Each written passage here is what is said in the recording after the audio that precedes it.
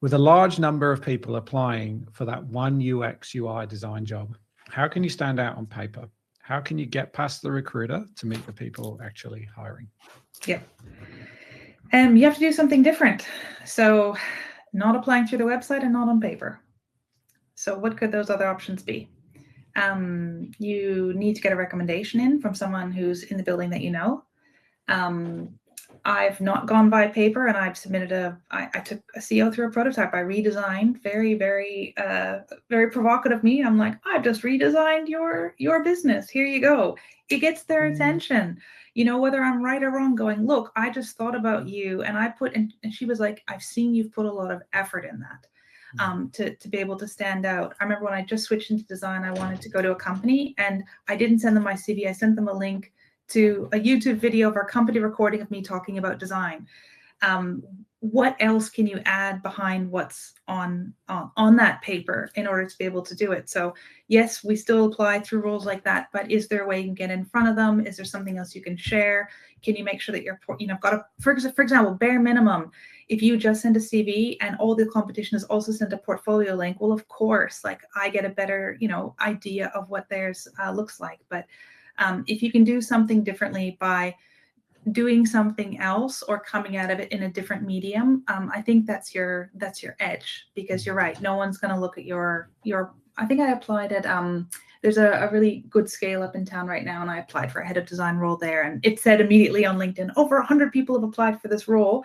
So I look up connections, and I'm like, oh, this person I used to work with 2 jobs ago is there now. And I was like, hey, I saw you're hiring. And they were like, oh, do you want a referral? And I was like, oh, yes, I do. And the next day I'm talking to them. So taking all of those other angles you can in order to show your interest and step above the crowd. Don't just beat your head against the wall. Like it's not working. There's too many people in the system. You have to really think divergently about that.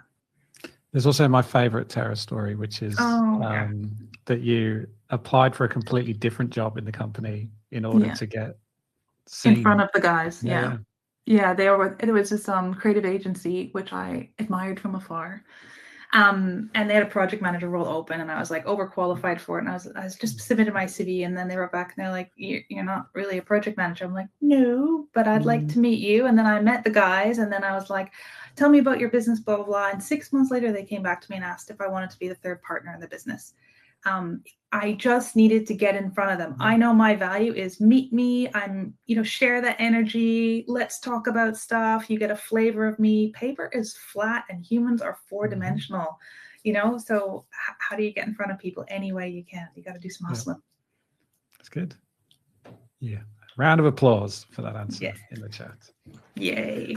Hustling. Brilliant. All right. Well, I think we're pretty much there.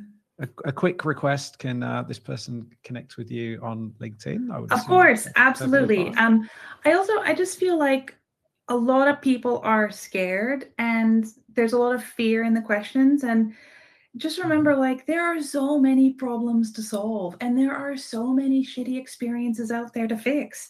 And the fact that we can do more of that means like people can see good and bad design everywhere. And we know that creativity is something inherently human that makes us all pumped and gives us energy and makes us feel something. You have a corner on that.